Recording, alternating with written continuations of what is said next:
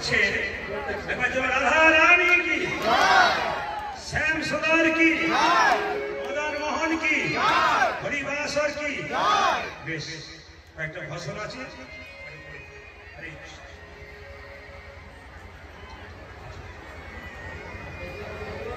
যাই চেনা যায় তার চরণ। ভগবত চিহ্ন ছিল, আর বাঁ চরণে 8টা চিহ্ন ছিল, 19টা চিহ্ন ভগবানের চরণে আছে। এই 8টা চিহ্ন যদি বর্ণনা করি তাহলে তো সব শেষ, তবু শুধুমাত্র আমি আজকে বলে বলে যাবো, কাজ দিয়ে যাবো, সবগুলোকে একটা করে হালকা করে আপনাকে শ্রবণ করবেন। যদি একবার অনুরোধ ধরে দিন,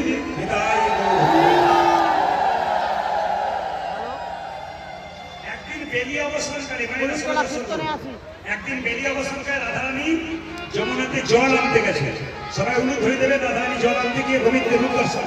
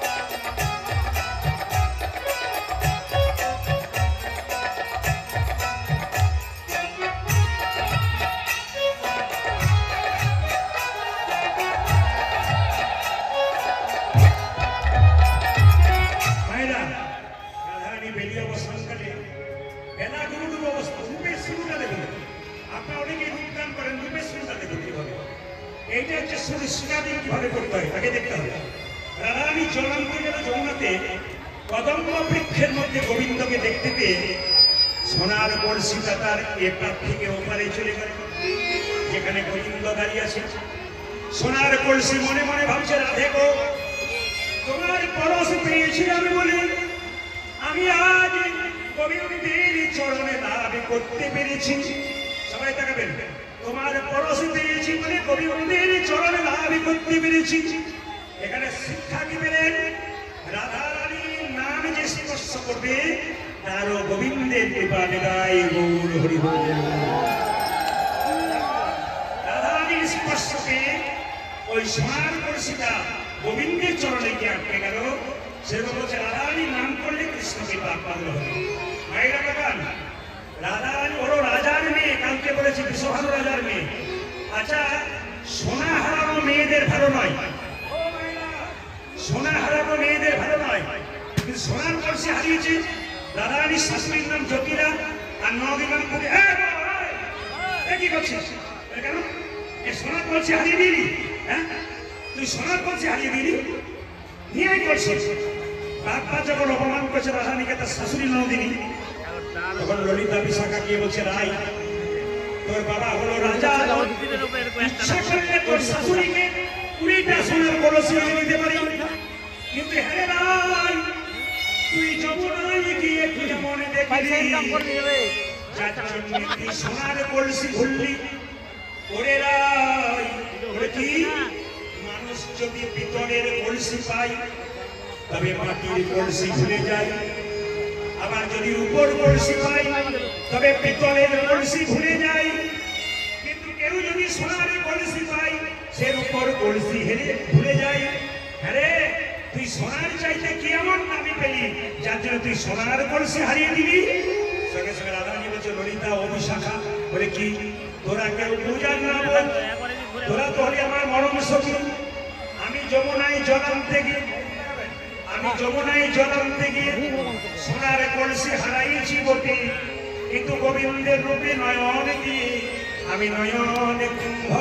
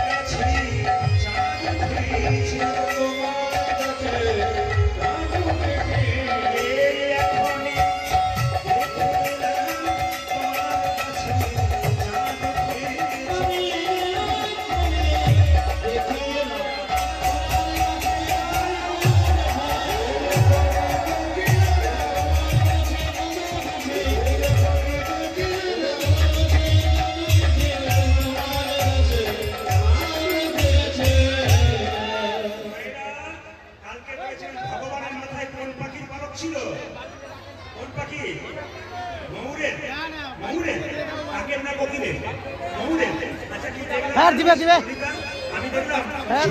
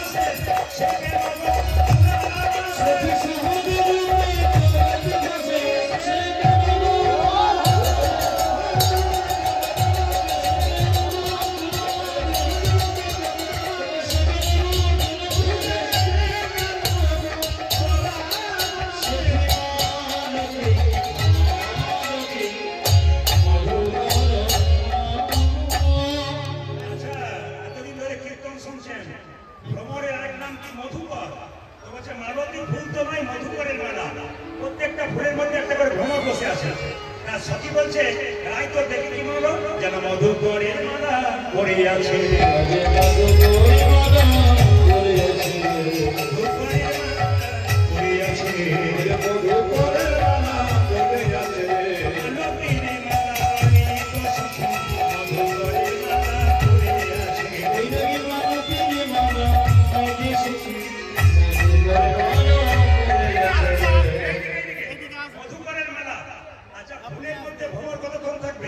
যতক্ষণ মধু থাকবে ততক্ষণ মধু শেষ হয়ে গেলে চলে যাবে বলছে না না ফুলের মধু শেষ হয়ে গেছে কিন্তু গোবিন্দের শরীরে 8টা পদ্ম আছে এই অষ্টপদ্মের সাজে পেয়েছে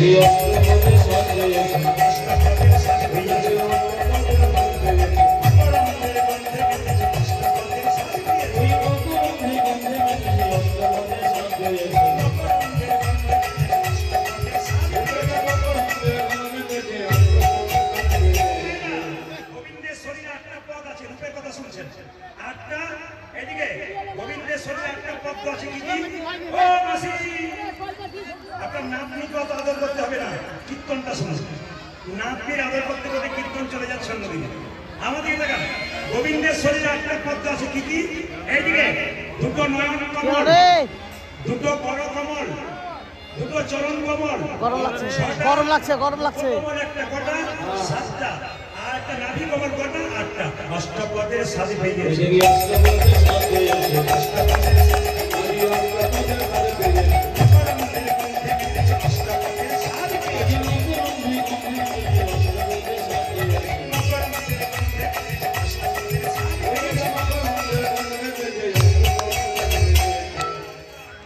ছবি দেখেছেন তো আচ্ছা বলুন তো মায়েরা ময়ূরের পাখাটা ডান দিকে থাকে সোজা থাকে না বাঁ দিকে থাকে ডান দিকে জোরে বলুন ডান দিকে আচ্ছা গরম করেছে বাঁ ডান বুঝতে পারছি না দাদা আচ্ছা এখানে কৃষ্ণের মূর্তি তৈরি হয়েছে কিন্তু কিছু মনে করবেন না আসলে কৃষ্ণকে এখানে সোজা করা হয়েছে যিনি শিল্পী তার সোজা করা উচিত হয় না একবার পরিষ্কার বলুন শিল্পীর উচিত একবারে রাধার দিকে এরকম করে নত করে দেখা এটাকে নিয়ম কিন্তু দেখুন তাকিয়ে একবারে সোজা করে দিয়েছে নিয়ম হচ্ছে কৃষ্ণ রাধার দিকে মানে বাম দিকে হেলে আছে তো রাধারানী বলছে জানিস এই ময়ূরের পাড়টা হাওয়াতে উড়ছিল আমার দেখে কি মনে হচ্ছে ওই চৌড়া যেন ডাকিতেছে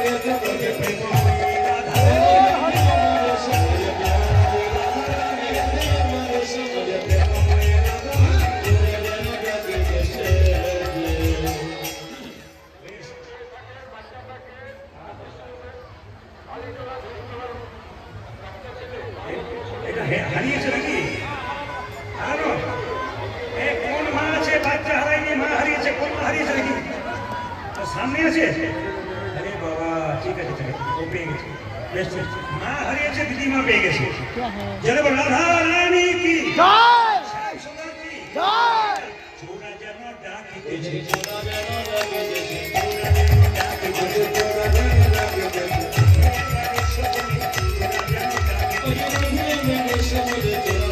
ডাকিতেছে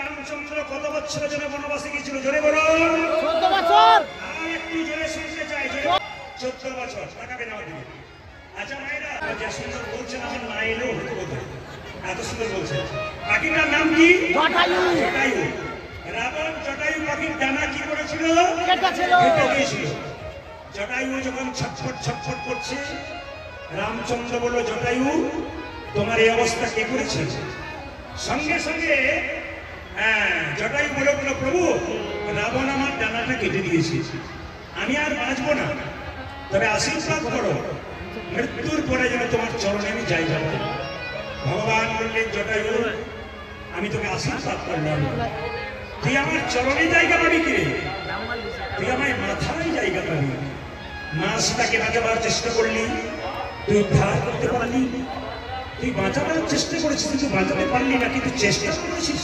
হ্যাঁ এই দেখ তোকে আশীর্বাদ দিলাম, আগামী না পরে আমি যখন কৃষ্ণ হবো তুই হবি ময়ূর কথা, সেই ময়ূরের পিচ্ছু আমি মাথায় দেবো।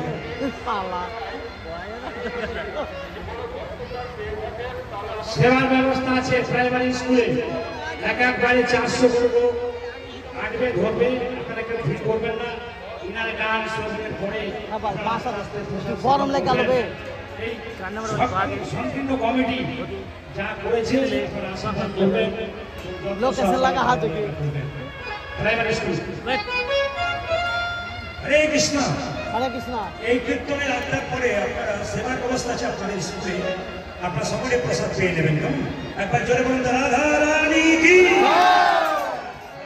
একটু জোরে উলুধ্বনি দিন তো। বেশ, ময়ূরের পালক গোবিন্দের মাথায় আছে, পায়ে আছে নুপুর। ও মায়েরা, বাড়িতে অনেক কোনো লোক থাকলে ঝগড়া হয়, কাজ কাজ করে। গোবিন্দের মাথায় যারা আছে, পায়ে যারা আছে, তাদের মধ্যে ঝগড়া হচ্ছে। ময়ূর পুচ্ছ বলছে আমি হলাম কি, আমি হলাম রাজা, আমি হলাম বড় লোক, আমি গোবিন্দের মাথায় আছি। নুপুর তুই চরণে আছিস, তুই ছোট লোক। নুপুর বললো কে ছোট লোক কে বড় লোক, তার বিচার করবে কে? মাঝখানে বাঁশি বললো ময়ূর পুচ্ছ। এই জগতে যত ভক্তগণ আছে তারা কোনোদিন গোবিন্দের মাথায় থাকতে চাই না, গোবিন্দের চরণ ধরতে চাই। ওরে নুপুরি রে, তুই যদি জায়গা পেয়েছিস গোবিন্দের চরণ, তুই শ্রেষ্ঠ জায়গা পেয়েছিস, নুপুরে আনন্দ ধরছে না। নুপুরে যেতে হবে।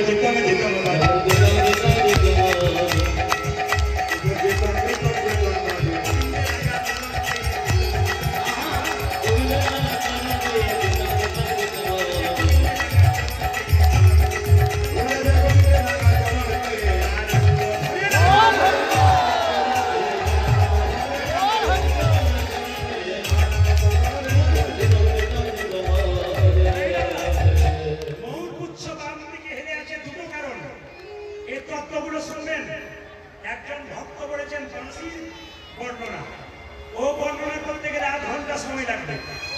ওনার মনের যাতে ক্ষোভ না থাকে, ওনাকে একটু কাজ দিয়ে যায়। আমি যে আলোচনা করি তার প্রমাণ আপনাকে দিয়ে যায়, সব কিছু আলোচনা করব। আপনাদের যদি কোনো গভীর কথা জিজ্ঞেস করার থাকে, আপনাদের আমি অর্ডার দিলাম, যদি কারো ভেতরে কোনো প্রশ্ন জানার ইচ্ছা থাকে, সবাইকে এখানে বলে গেলাম, যদি কারো ভেতরে কোনো প্রশ্ন আছে আপনি এখানে পেলেন না, আপনাকে আমি অর্ডার দিলাম, আদেশ দিলাম, আপনি বাসায় যাবেন, আপনার যত প্রশ্ন আছে আমাকে করবেন, আমি আপনাদের প্রশ্নের উত্তর দিতে তৈরি আছি। মাইকের মাধ্যমে বলে দিলাম, কারণ এই তো সংক্ষিপ্ত সময়ের রূপগান, যাদের ভেতরে অনেক কিছু জানার আছে আমি যথোপযুক্ত জানানোর চেষ্টা করব, যাদের ভেতরে যা প্রশ্ন আছে। মায়ের সবাই লক্ষ্য করুন, ময়ূর পুচ্ছটা বলছে নুপুর, গোবিন্দ যখন গোচারণে যাবে তখন তুই ধুলা তো তুই মাখিস, আমি তো ধুলা মাখি না, আমি বামের দিকে হেরে থাকবো, আর তুই কি করবি জানিস? তুই দিবি ধুলা উড়াই দিবি।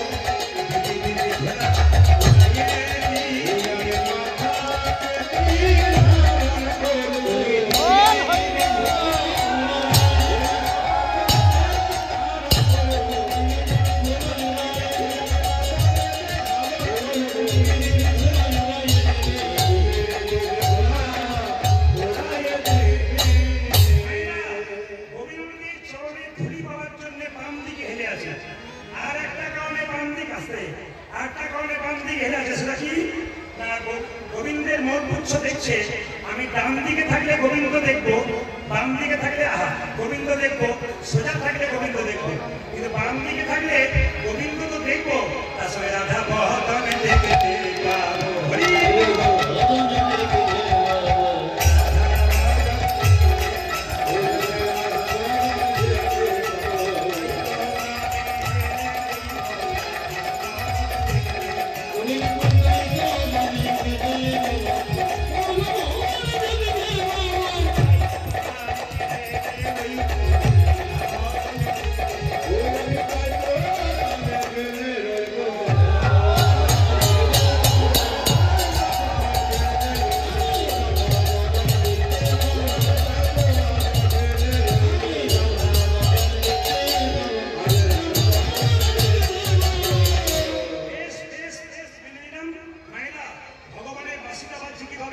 মধুর মুরলি করুণান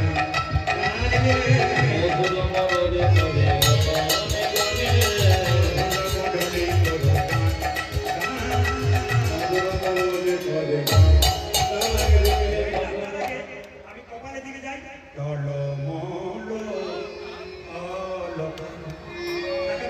তাকাবেন, সবাই তাকাবেন।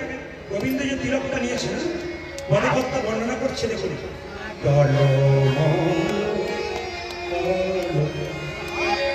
প্রেমের গান কিন্তু সবাই লক্ষ্য করবেন, খুব প্রেমের গান।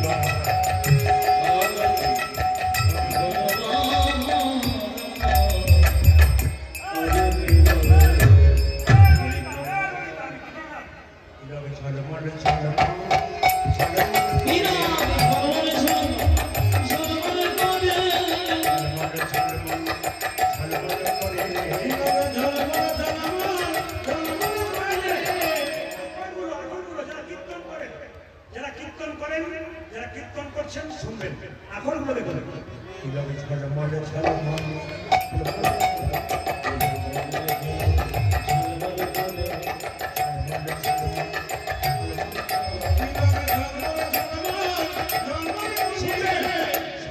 যুবতী মেয়ে যদি দেখে, যুবতী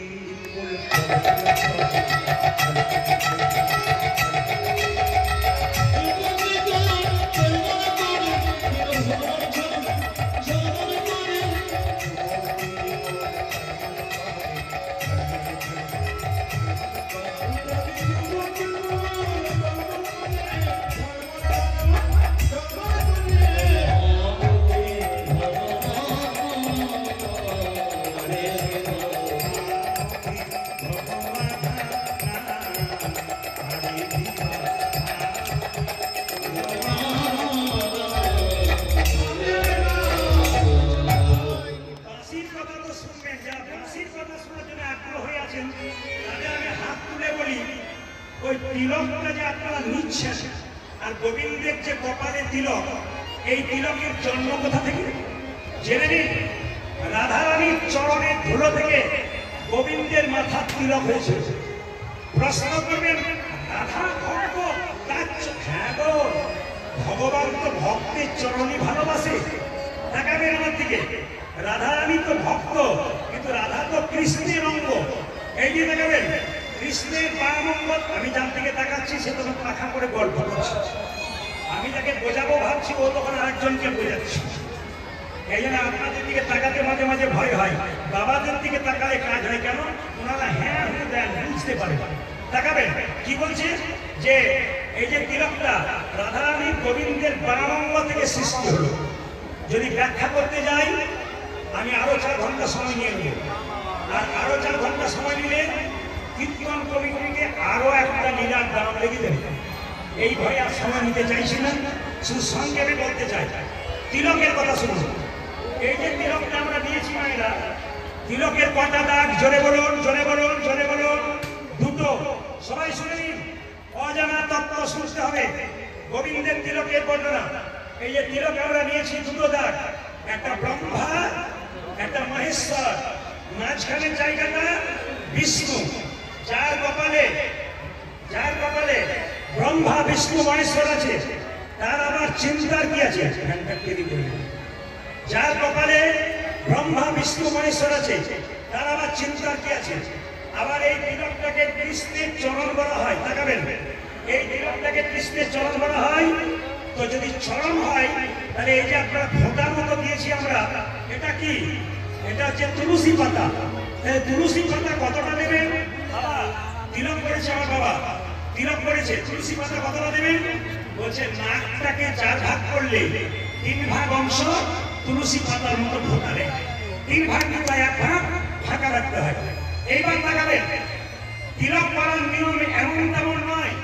তিলক করতে গেলে নিয়ম জানতে হবে। এতদিন কীর্তন হচ্ছে, আপনাদের জেনে নিতে হবে তিলক করার নিয়ম কি। করে দিলাম তা নয়, তিলক করার একটা নিয়ম আছে, আইন আছে। আইনের ভাগ পেলে আপনার কি হবে? শাস্তি হবে, সাজা হবে।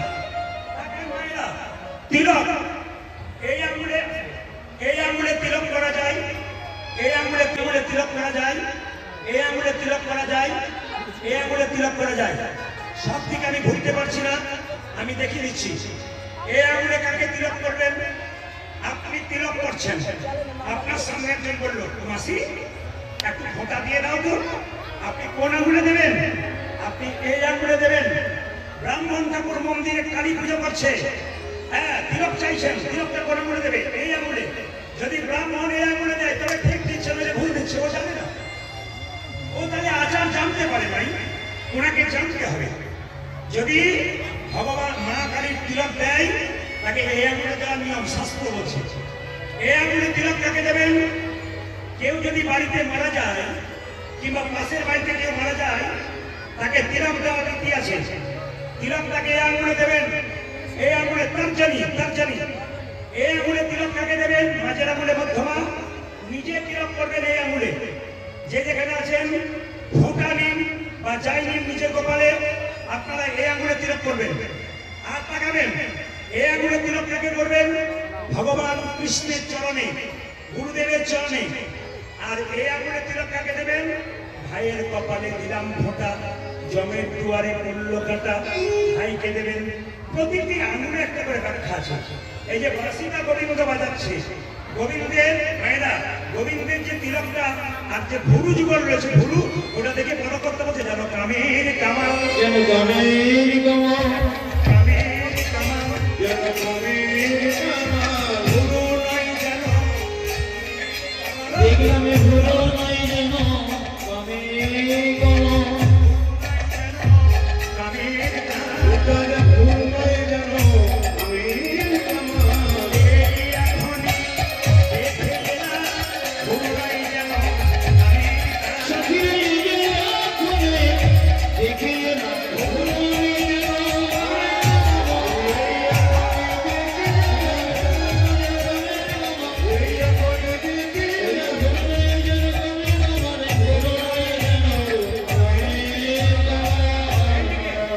বাঁশিটা শুনুন। মধুর মুরলী দেব গান রে,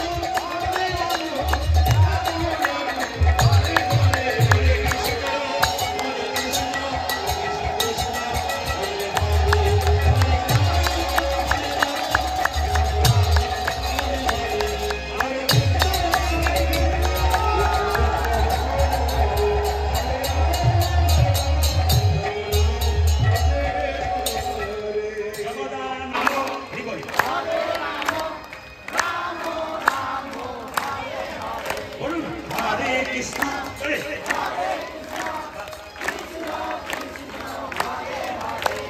হরে রাম চলে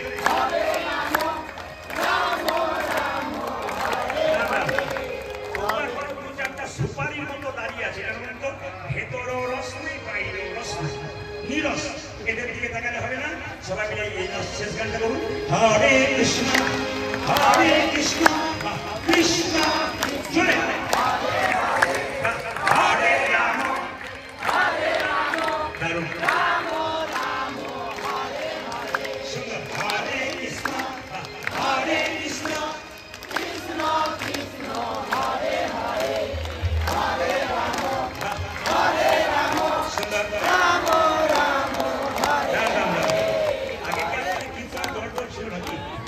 দারুণ গাইছেন কিন্তু